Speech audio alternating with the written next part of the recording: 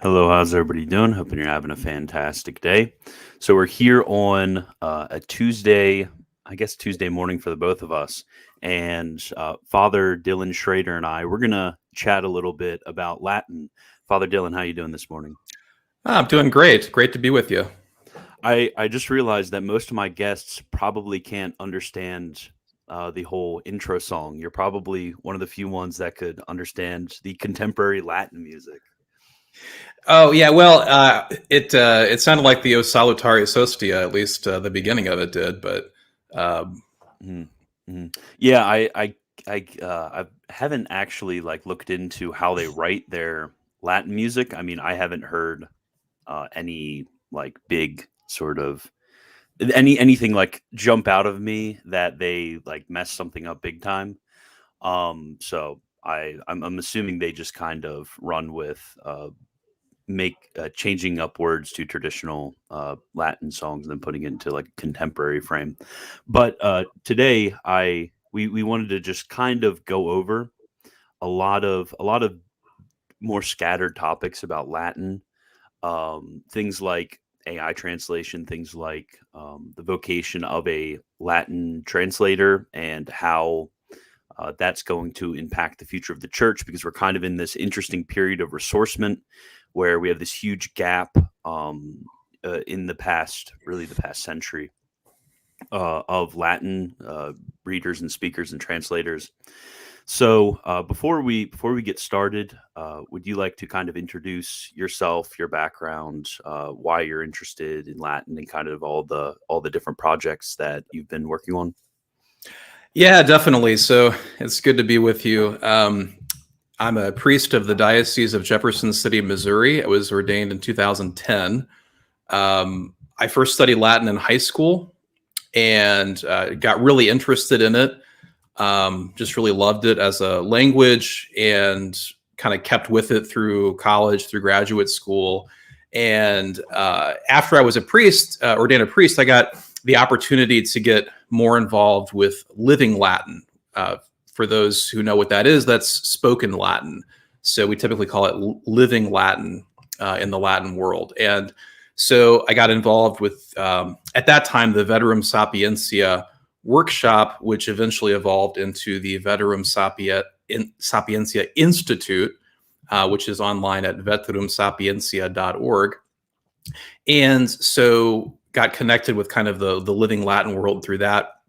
I did a little bit with Paideia, not a whole lot, a little bit with them, and some other things as well. And mostly, though, for me, Latin is a matter of utility. I love the language, and I love, reading and writing poetry and hymns and all that kind of stuff in it as well. But for the most part, I use Latin as a language for research, because the simple matter of fact is that the great majority of Western Catholic thought and experience has been recorded for us in the Latin language. And I might get a little unhinged here because I don't think people realize what has been lost to us.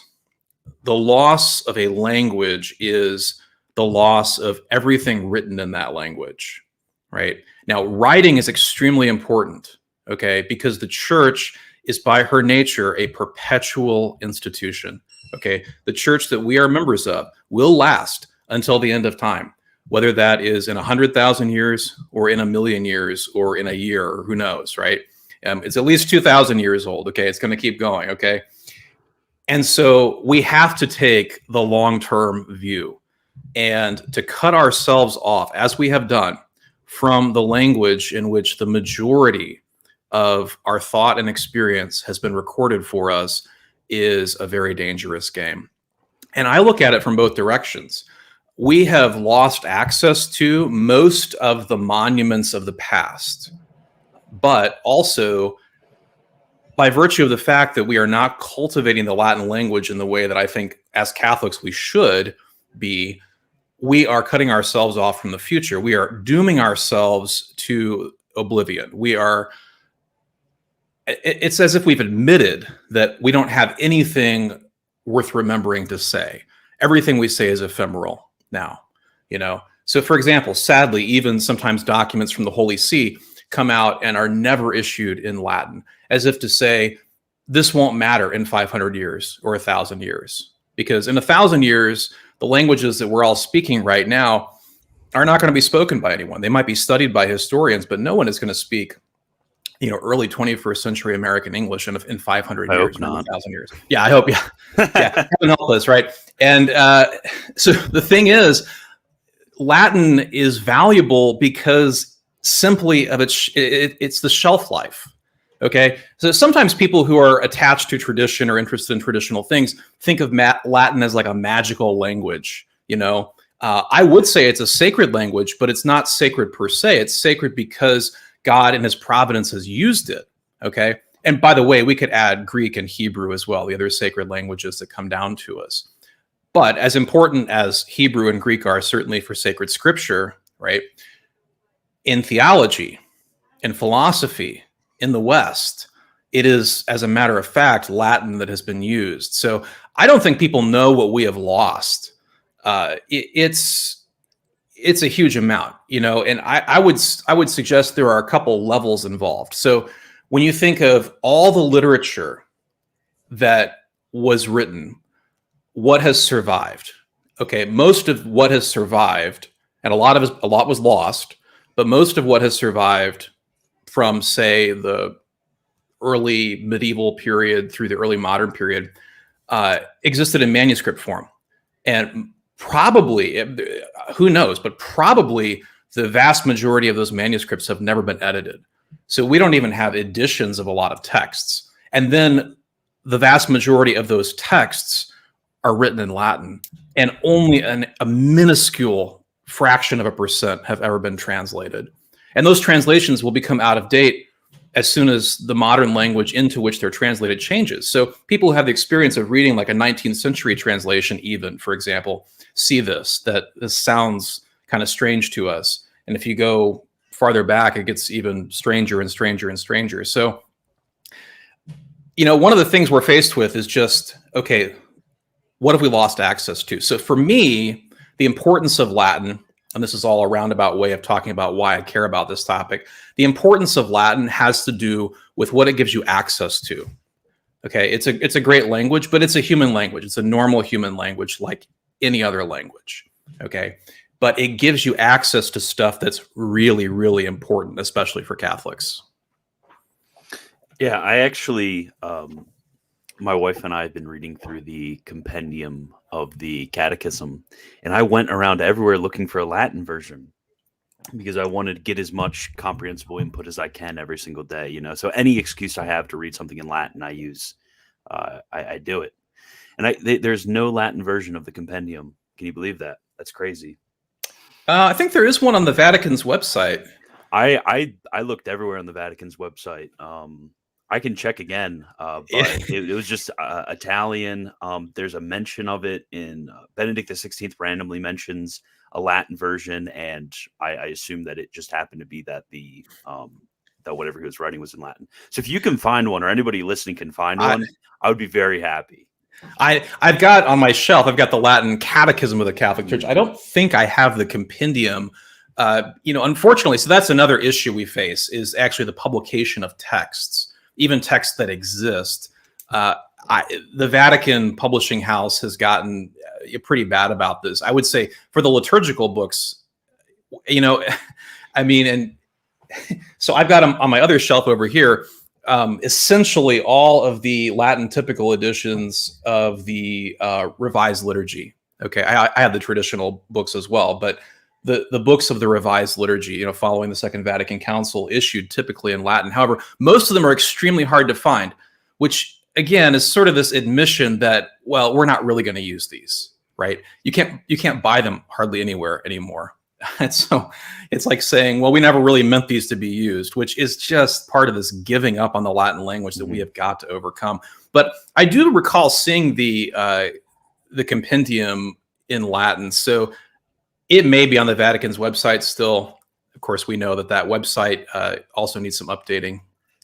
I don't when I see things like the Vatican website, I just don't get it. I'm like, come on, you guys, you guys could like just I don't know, find a seminarian somewhere in Rome who could probably design a better website than that.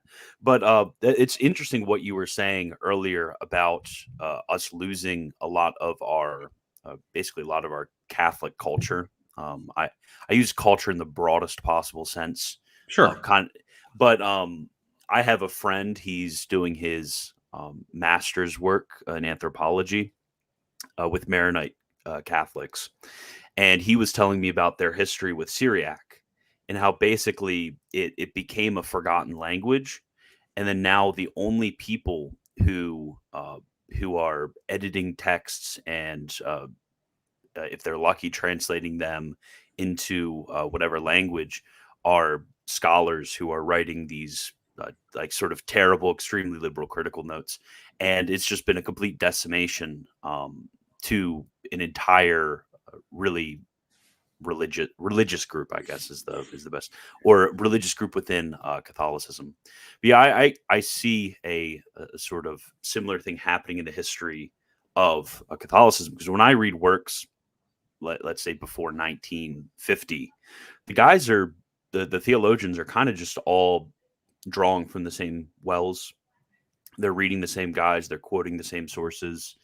And there's sort of an understanding of you sort of have these guardrails that we're all working within, and it's helpful because we're not all like off doing our own thing. We're speaking the same language, literally and figuratively.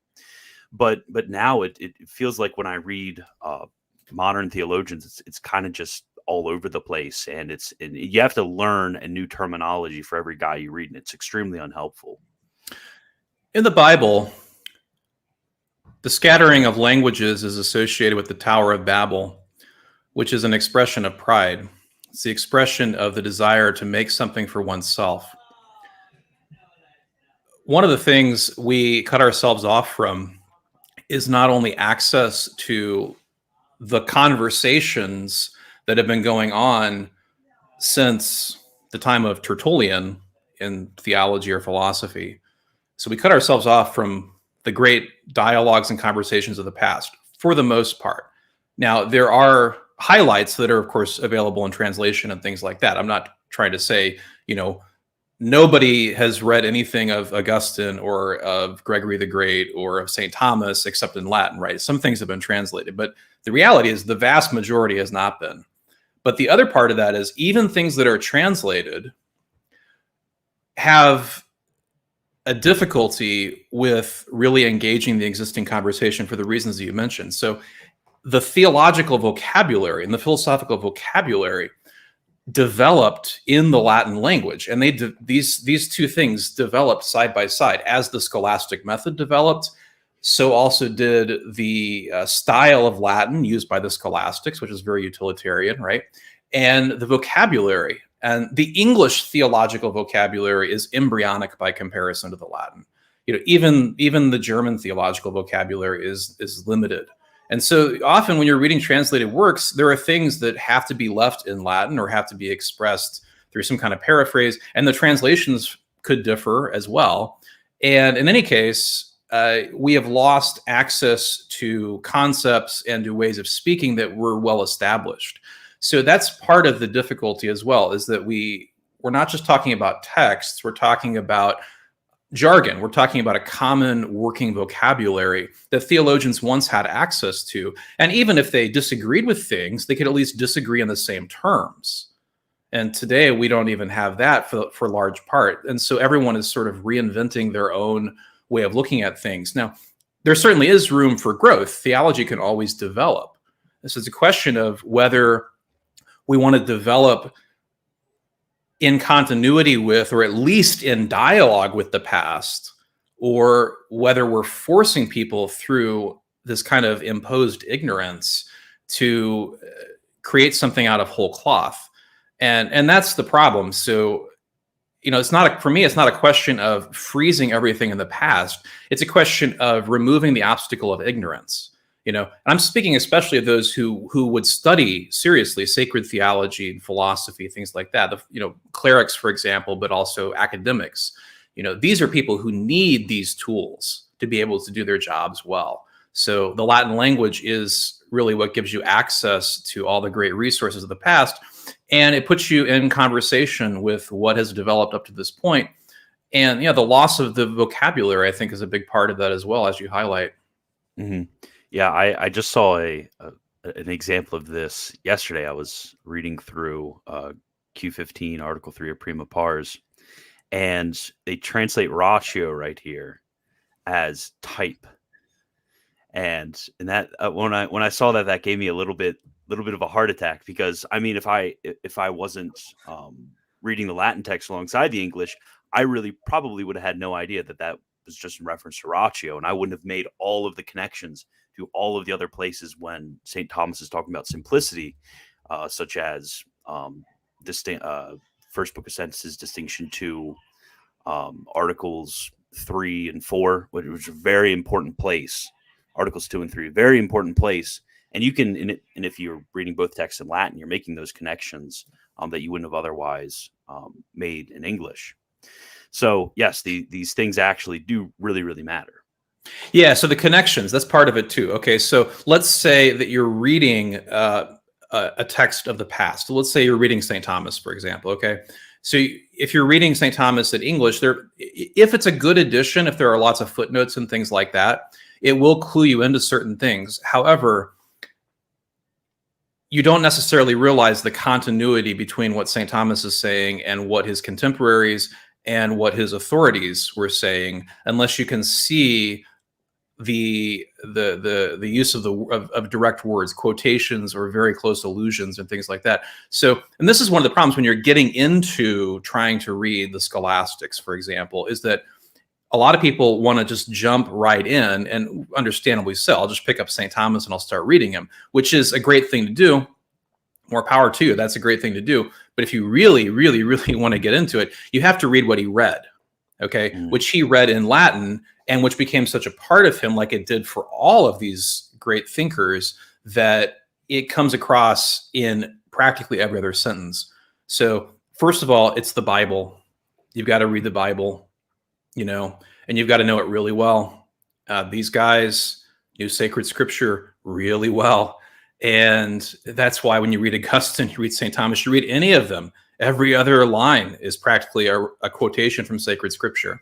So if you read it in at least the Vulgate, and now there's differences among the Latin versions that were available to them, but for the most part, you're going to be okay if you just read a Latin version. You're going to pick up on references and allusions you might not have otherwise, and you're going to understand why they're quoting a particular verse or using a particular verse because of the phrasing.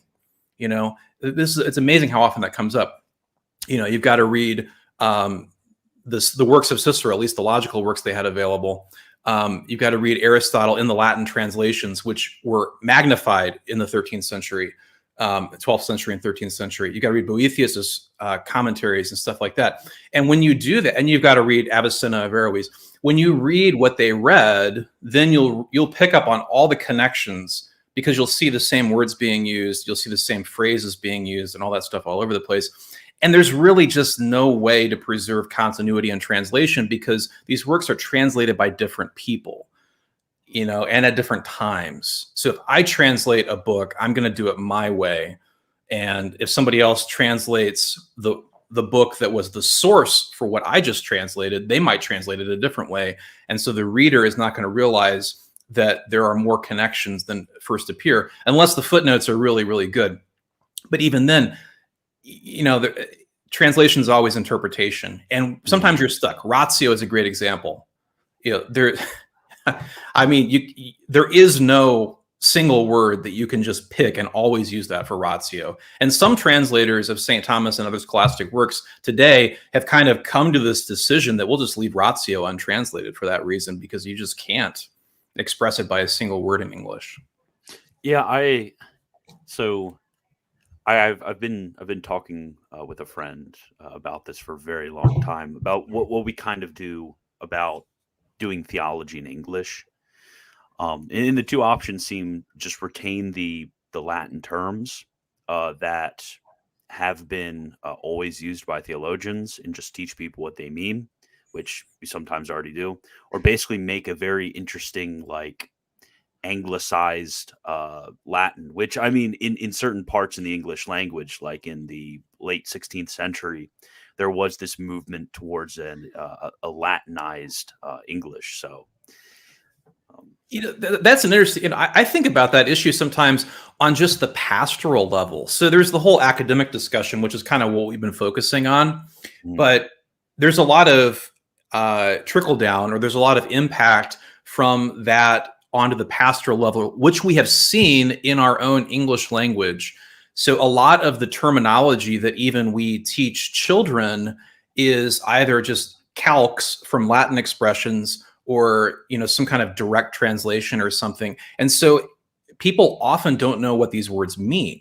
So for example, the saying act of contrition instead of something like expression of sorrow, like the word contrition. I mean, it's a perfectly valid word, but we're just taking from Latin directly into English.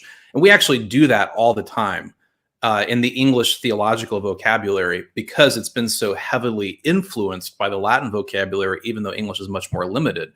So we're still heavily dependent on the Latin. And that's one of the questions we can ask ourselves is, well, why don't we embrace totally new anglicized terms?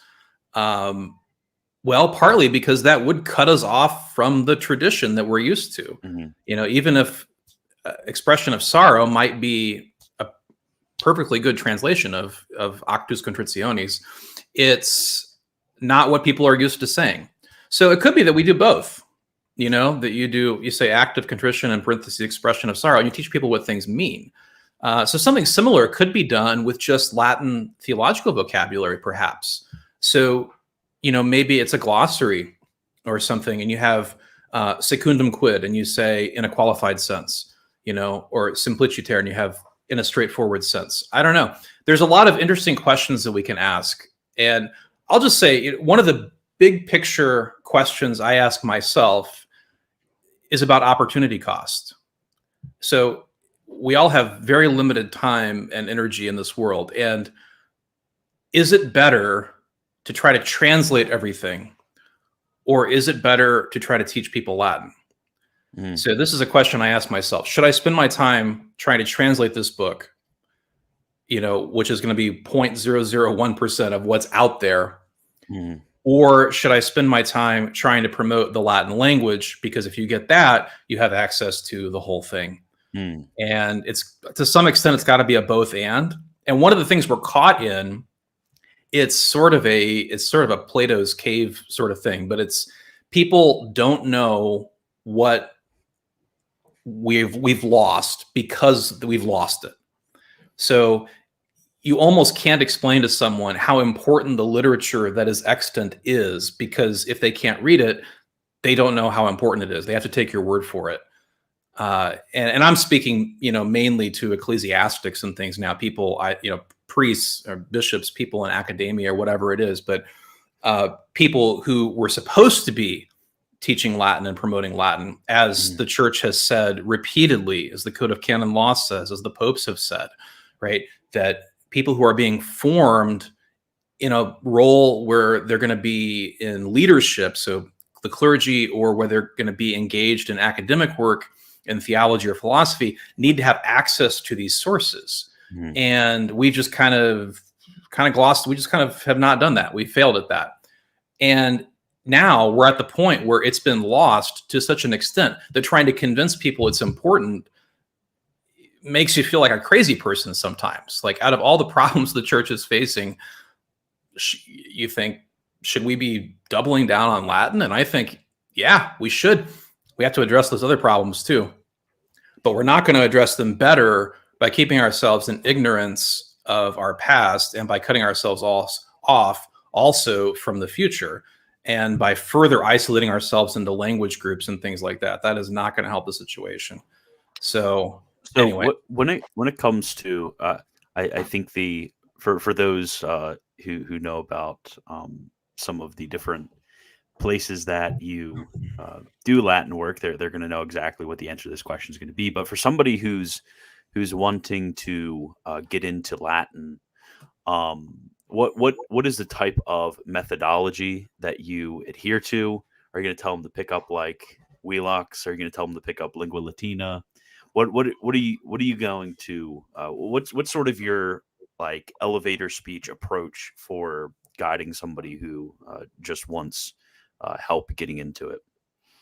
That's a great question. I'm not an expert at pedagogy, and I'm not great at it in terms of language instruction.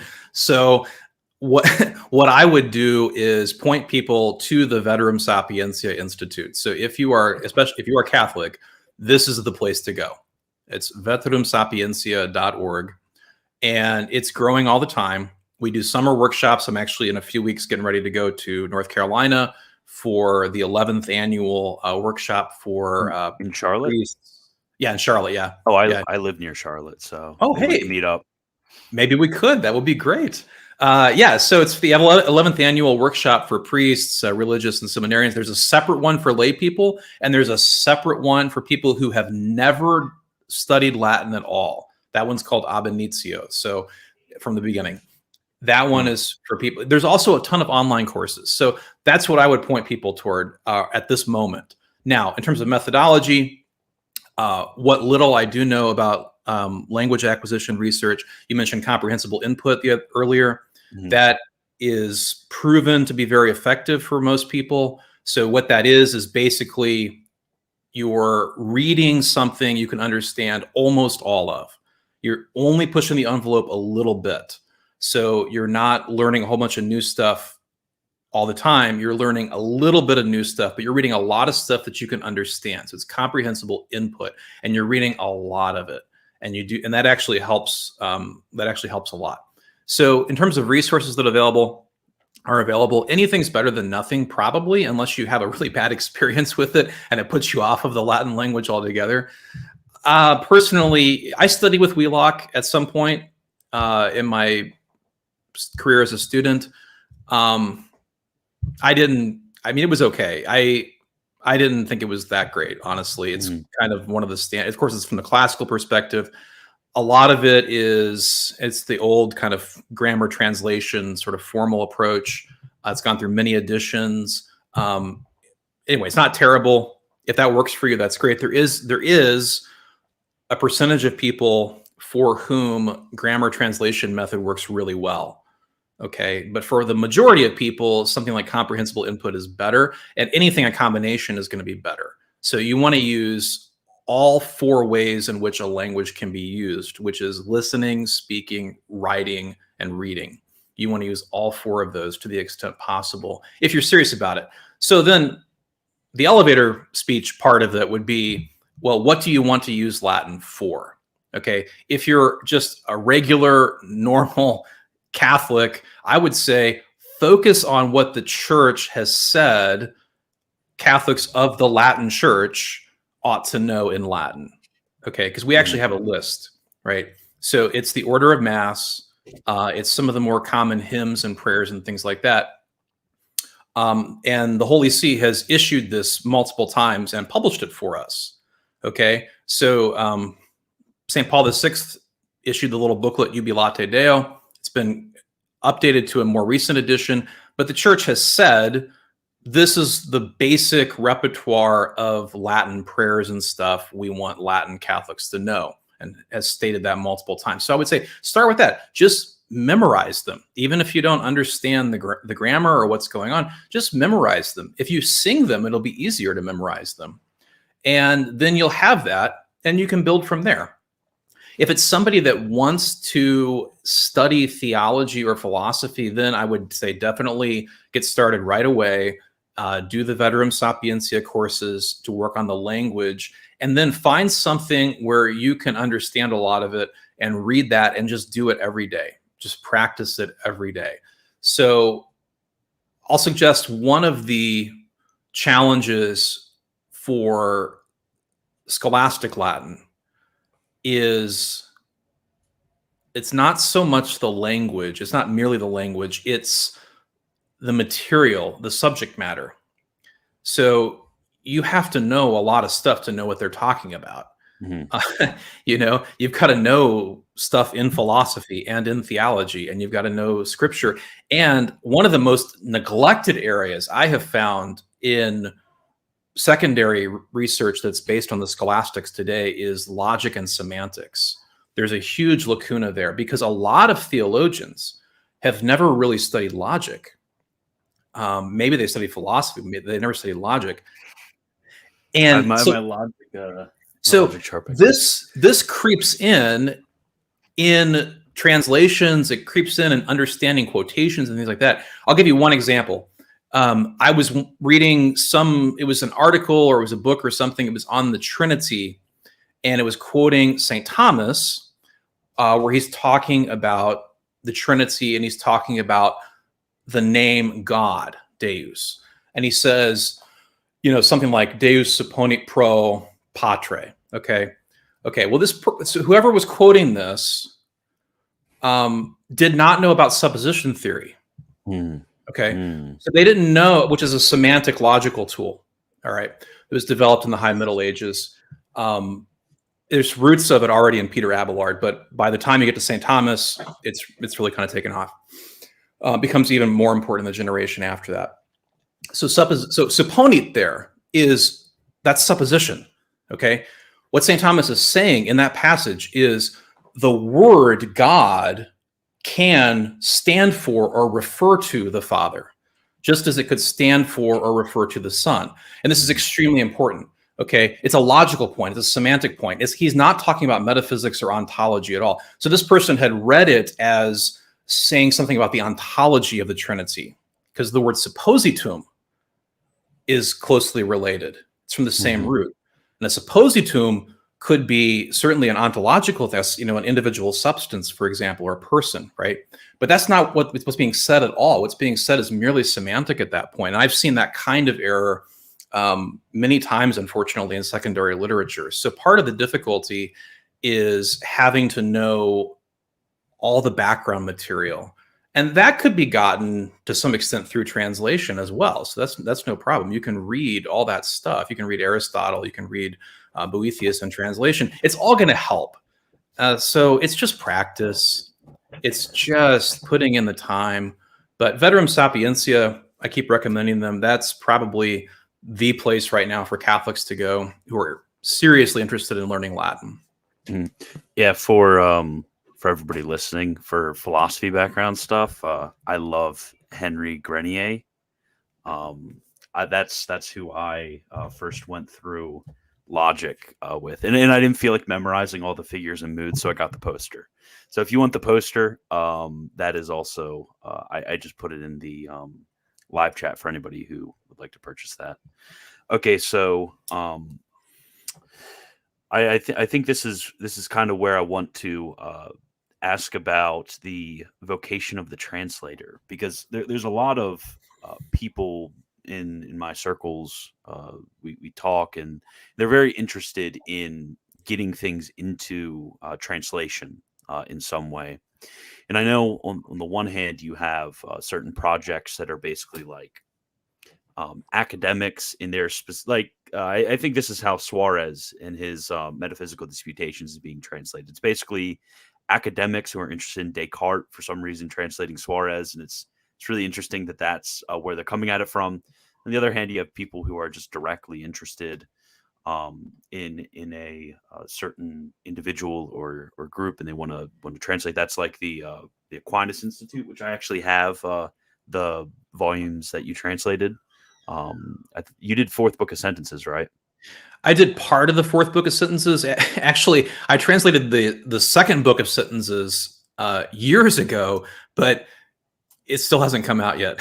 So, well, I think on the website they finally put it up. Oh, did they really? Oh, that's great. I did that. I did the Second Book of Sentences for them like 7 years ago or something. I don't even remember. It was like 8 years ago maybe. Anyway, I know there was a lot of the Aquinas Institute is doing great work. It wasn't their fault, but there was a lot of stuff happening, and I won't go into the full explanation of it. But COVID was part of it. We'll blame it on that too. But it has to do with a whole variety of factors. That anyway, yeah. But I did part of the Fourth Book as well. Yeah. Yeah. So there's other people who want to sort of get into similar type projects, and they want to they like this author, that author. They'd like to see that or this in English. So when it comes to pursuing that vocation or interest, do you have any sort of guidelines, advice, anything like that? Wish I had better advice. This is something that I'm kind of wondering now. I wonder if the Holy See has ever really talked about the vocation of the translator. That could be interesting. We've gotten letters on the vocation of the artist, the musician, the theologian. They need to do vocation of the Latin translator of scholastic theology. Someone needs to. Someone definitely needs to. There's the texts that talk about liturgical translation, liturgiam authenticam, for example. It kind of would allude maybe to it, but the translator is someone who seeks to convey some message to people who otherwise would not be able to receive it, or would not be able to receive it as easily, or whatever it is. It's a service. It's an act of service, and there is a great responsibility that goes along with that. So there's there's ethical questions, right? For example, I'm working on a little side project right now, which involves translating something, and I won't say what it is here, but when you're translating, you're going to read things that you may not agree with, and you have to express exactly what is being said to the best of your ability. And so you have to resist the temptation to try to correct too much, or to try to soften or rephrase or whatever it is. You're trying to take what has been expressed in one language, process it mentally, get the concepts and propositions out of it, get a feel for the style, get all of that out of it, and then re-express it into the target language. And translation is a totally distinct skill from just knowing two languages, as well, as people will tell you. It's also distinct from interpretation. So interpretation is spoken, translation is written. That's typically the distinction that's made. And interpretation itself is extremely taxing. If it's even if it's simultaneous or live, you have to listen and speak, all that kind of stuff. Okay, but translation is a little bit different, because typically you don't have the same kind of urgency. If you're doing live interpretation, you're having to do this in real time. With translation, you can kind of think about it, and you can think about how to express something in written form, which also means you lose the things that are lost in written form. You lose cadence and tone of voice to some extent and things like that. And you have to be aware of pitfalls. So something that's clear in the source language, you have to realize the person reading the target language is not reading the source language for the most part. And so you have to make sure that it's as clear, that it's not more precise or less precise than the source, to the best of your ability. So I'll give you an example of something that there's little things that are easy to mess up, and you just have to be careful with. So an example would be like the Latin word quidam, which just means some, or certain ones, or a certain person, whatever. Depending on what you're reading, the scholastics sometimes use quidam as kind of like just an indefinite article. So if you're going to be really literalistic, you're going to say some people say this, or a certain person says this. You're going to say that kind of thing over and over again. When depending on the author, a lot of times they just mean because they don't have articles in Latin, so they just that started to develop. Now here's where you have to be careful. Let's say that you're talking about propositions. You're talking about the truth of propositions. You're having a conversation about truth. Okay, so you could say quaedam propositiones. Okay, now if you just translate that as certain propositions, you know that what you mean is some propositions. The reader might think certain here means certe, that it means established, that these are propositions that are true, that are certain, right? That's an entirely different thing. So you have to be very careful not to mislead the reader through your choice of words. And there's decisions to make that are hard in translation. So to what extent do I try to keep formal equivalence? To what extent do I try to make it more readable? It's never satisfied. It's like you can never be totally satisfied, because a translation will never be the original. It's not possible. Languages are not ciphers for one another. The words that are used will connect with different connotations, even different concepts sometimes. So it's not exactly a one-to-one correspondence. There are some universal concepts that it's going to be basically the same. You're just word for word, like dog or cat or something like that. But when you get into some of these philosophical and theological ideas, a concept that is meant in one language by a certain term might have a rough equivalent in a different language, but it might not have an exact equivalent. So there's some classic examples. One example in the Scholastics would be like a propter quid demonstration. What's the difference between a propter quid demonstration and a quia demonstration, right? And some people, of course, would just map that onto a priori, a posteriori, which is not exactly the same. It's similar, but it's not exactly the same. So there's a lot of things like that. So it's a difficult service that can be performed, and that's why I say one of the questions I wrestle with is what's better to spend our collective time on as a church at this point? Translating a bunch of stuff or trying to help people revive the Latin language? I waver on that.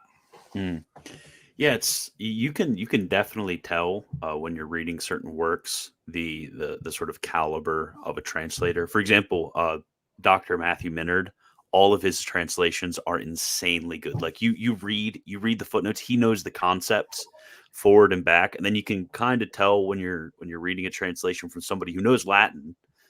Obviously, they're not translating for not knowing Latin, but they're struggling with some of the concepts. And it kind of comes through in the translation that they're a bit confused. But more at a more sort of practical level, I've always wondered this: like how does like approaching a translation and translating work? Do you translate something and then approach a publisher? Do they approach you? How does this work? I've had to go both ways. I'm not I guess, I don't know. I guess in a sense I'm a professional translator. I don't know. I don't think about myself that way. That's not my day job. My day job is being pastor of these parishes and other stuff for my diocese. But sometimes I will think a text is important enough that it needs to be promoted and needs to be gotten out there. So I think the Semantics on the motive of the incarnation, for example, I felt compelled to translate that because I felt that it had to be shared with the world. People had forgotten it or were not reading it, and I just thought it had to be out. It had to get out there. That's an example of where I chose to translate it very formally. Very, very formally. Long sentences, lots of passive voice, all that kind of stuff, right? So I've had to go both ways. I've had people ask me to translate things. Or I would say commission me to translate things or whatever, or I've also done things as on my own and then just submitted them to different publishers or things like that. So one of the things that I do in terms of that kind of thing right now for the is not as public, but I translate correspondence with the Holy See for a variety of ecclesiastical entities in the United States. So these are letters and things like that. So that work is confidential by its nature. But the fact that there are now a surprising number of dioceses that don't have someone who can read letters coming to them from the Holy See, for example, that are written in Latin, that's a problem. That's and crazy. So yeah, so I translate these things, whether it's 1 page or 20 pages or whatever. Anyway, that stuff's never going to be published. Okay. Yeah. So I do stuff like that too. But other than that, it's just kind of things I do on the side. So I'm working on something right now, which I hope eventually will be published. I need to go through and do the footnotes. I'm almost done with the text. And that's a whole other thing as well. Just to what extent do you note this thing? To what extent do you try to make this available? So anyway, I'm sorry to answer your question. I've had to go both ways. So for kind of a final question, I wanted to briefly share my screen because this is the question everybody kind of wants to know about. All right. So with ChatGPT, because before ChatGPT, what we basically had was like if somebody wanted to translate something, throw that in Google Translate. But with ChatGPT, what's good with this, and when I'm in a rush or I really don't, kind of have time, I just throw something in ChatGPT, look through to make sure it's fine, edit whatever I think is not good. With ChatGPT, you can actually give a lot of descriptors. So I just took this random sentence from Compendium Theology. I told it, translate this from Latin into English. I told him the author. I told him what work it was. I told him the topic. And I gave a brief summary of what St. Thomas talks about. And then it actually spits out a translation that is completely geared towards the sort of it has situational awareness, which is different than Google Translate, for example. So on this very, very controversial topic, I know a lot of people who are kind of the mindset like, yeah, eventually I want to learn Latin or I want to go, but right now I just want to learn stuff. So I'm just going to go and use Google Translate to go through these various works that I want to go through. And I know people who have like entire like books that they've put through ChatGPT and went and read through it page by page by page. So what are your thoughts on ChatGPT? This is really interesting. So my vision's not great, by the way, but the translation looks pretty good. The example that you're showing right here, you could quibble a couple of things there. I mean, it says moreover and further. There's stuff like that. But if you did this, you would definitely understand what's being said, right? Thank you. Yeah, vision's not great. Yeah. So from this, it appears further that God is eternal, for everything that begins to be or ceases to be undergoes this through motion or change. Okay. Now it has been shown that God is altogether unchangeable, therefore he is eternal. Okay. Yeah, so the translation looks pretty good because the part that it could have gotten tripped up on is the middle part, where it could have just kind of slid that all together. But it gets the emphasis. Everything that begins to be or ceases to be undergoes this through motion or change, because that's the claim that's being made.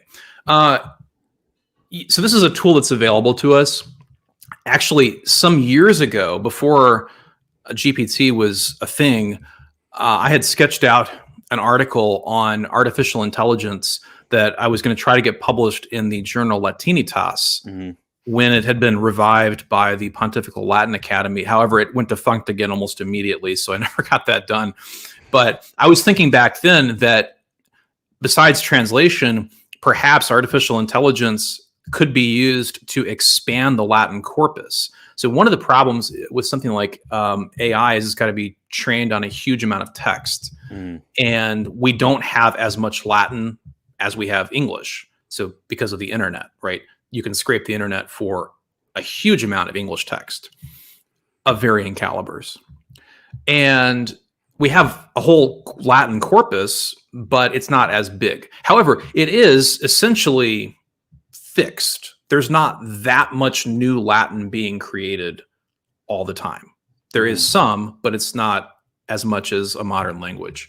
So we have an established corpus. So I'm sure artificial intelligence can be used to analyze that and to draw out patterns that perhaps human beings have not seen or not recognized, and maybe to extend or generate new texts in the style of or in line with the existing corpus. That could be very interesting. Now, for translation purposes, the problem is if you don't know Latin, you don't know whether it's accurate or not. You can't check it.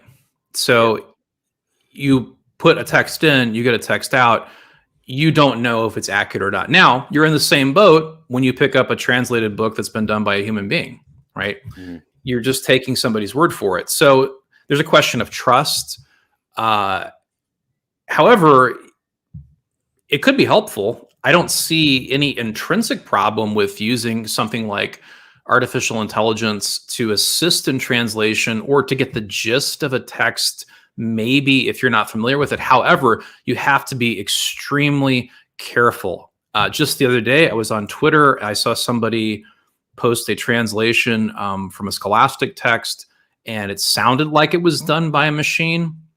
It was structurally mostly accurate, but it missed the meaning of some terms was not being conveyed correctly, because in the context, these terms had a technical meaning, and they were being translated by just general words, just totally general words, and they had a specific meaning, and they should have been translated by a specific phrase in English in a couple of examples. And so by doing and it maybe a human being did it, but it looked like a machine translation to me.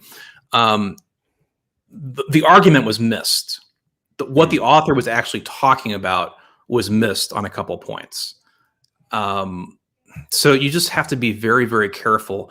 It's sort of like it's like using any other tool that is available to you that could help you, but that you're not totally proficient in. Okay. There's a question of it's a trade-off, right? Not everybody can be an expert on everything all the time. We all have to rely on the tools that are available to us. So, if I'm going to go down to my basement and pick up my power tools and try to fix something, okay, I have a certain range of competence in what I'm able to fix in my house, right? If it's an electrical thing, I might want to call an electrician. If it's simple enough, if it's just, changing a couple wires in this one little thing, maybe I'll try it myself. And I might pay the price for that. I don't know. Okay. So you are kind of taking a risk anytime you rely on tools or you're engaged in something that you're just not that familiar with. So my caution would be, go ahead and use ChatGPT, use whatever you have to use, but then don't use that unless you're absolutely sure. Don't use that as something authoritative in an argument that you're trying to make. And this is just good advice in general, but I see this happening all the time, especially on Twitter, where people will be talking about something and they just have no idea what they're talking about. So happens to the best of us. It happens to the best of us, right? I've actually seen this it's really interesting another AI thing that allows you to upload a PDF into it and then ask the PDF questions, and the AI will answer as like the author of the book. So that could be there are so many different books that I have where it's like I know where this is spoken of here or here, but I can't exactly remember the page or the number, the reference, whatever. So hey, AI might be the future, might take all of our jobs. I do think not your job though. It won't take my job. There are parts of my job that actually I think AI could do, which would be really nice. Some stuff with just like managing and keeping track of things on a managerial level would be great.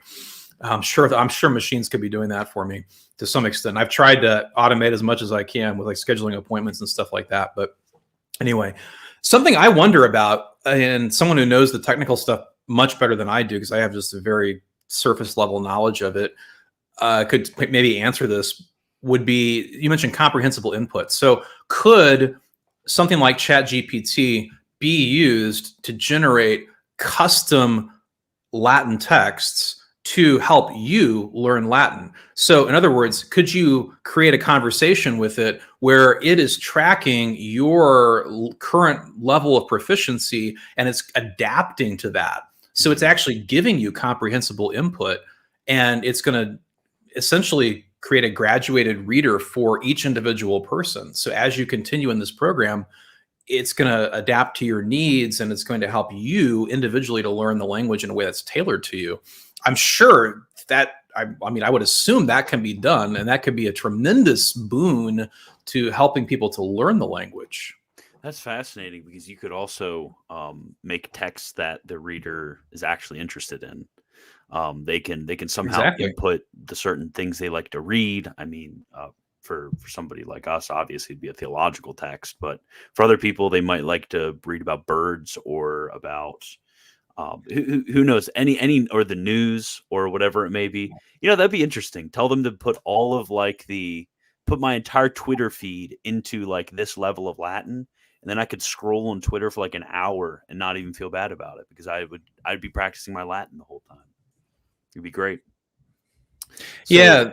What technology might be able to do in a few years, it could be great. We have to be very careful, but it could be great. Yeah, so quickly, because I know you probably have to leave in a minute. Somebody asked, where it is. Somebody was asking about, there's a few questions, but I thought this one was definitely a necessary one to ask. But what version of the Latin Vulgate should we be using in our studies? Whichever one you're going to read. So it's the Bible, and so whatever you're going to read the most is going to be most helpful. I have the Stuttgart edition of Jerome's Vulgate, which is a recreation of what Jerome himself put together as closely as we have it. A lot of people will use the Clementine Vulgate.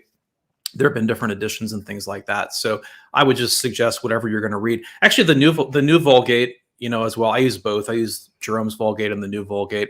I tend not to use the Clementine as much, but I have nothing against it by any means. It's just what I just don't happen to use it as much. It's just what was the is it the 16 Vulgate? There was like there's another Vulgate, isn't there? That's like, it's kind of a bit schizo. There are more editions of the Vulgate than people realize, because there was the one pope who wanted to like come out with a new edition of the Vulgate, and all of the cardinals were like, please stop, like don't do that. And then he died, and then they were like, okay, we can like finally get rid of this thing, this like monstrosity that he had created. I can't remember off the top of my head who it was that did that. I think Pope Sixtus started working on it. Clement finished it out, but you could refer to something else as well. They might have scrapped what had been done, because he like gave weird orders with like translation methodology, and then okay. So sometimes it's called the Sixto Clementine. They were working on it. Anyway, but the new Vulgate. There's a couple of decisions in the new Vulgate that I personally disagree with, and how something was done, but. Anyway, it's also very literal and accurate, at least to the Greek text. My Greek is better than my Hebrew for sure, so I can evaluate that part a little bit better. But whichever one you're going to read. Now, so you could be a little bit strategic. So if you're trying to read the Scholastics, then you want to read a Vulgate that's going to be similar to the Latin Bibles available to the person you're trying to read. So Jerome's Vulgate will be probably the closest, but there were other variations as well within the Latin Bible in the Middle Ages and things like that. But you wouldn't want to be reading perhaps the new Vulgate if you're reading it precisely so that you can recognize scriptural allusions in writers of the High Middle Ages, because it's anachronistic. Mm-hmm. Okay, I think that is all. Thank you, Father Dylan. Any parting words?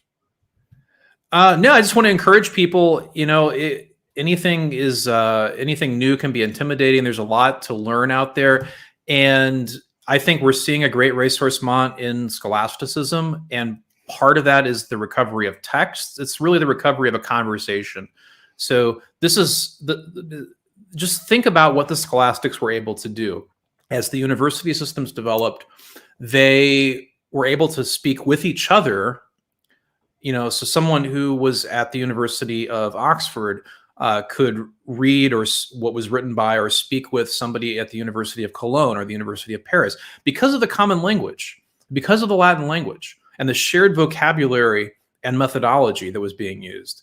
And they could also read what was written 500 years previous in the same ongoing conversation. So Latin for us is about being able to enter that conversation. It is a passport to the world in which most Catholics in the West, at least academics and clergy, it's the world that they inhabited for a long time. But even for just ordinary Catholics as well, something like learning the prayers of the Mass, learning the common chants or the common prayers puts you in connection with this great stream of tradition that has gone on for so long, and we hope that we'll go on. It will continue to go on. So Latin is not about just learning some language; it's about giving you access to all this stuff, which is valuable for us. So being convinced of the value of what you get when you grow in your knowledge of Latin, I think is really important. And I'll make one final plug for the Veterum Sapientia Institute, because the work being done there is extremely important and tremendous, and it's basically unique in the Catholic world, especially in the United States right now. So Veterum Sapientia Institute is the place to go if you are Catholic and want to learn Latin. Okay, thank you, Father Dylan. And as always, to everybody, God bless.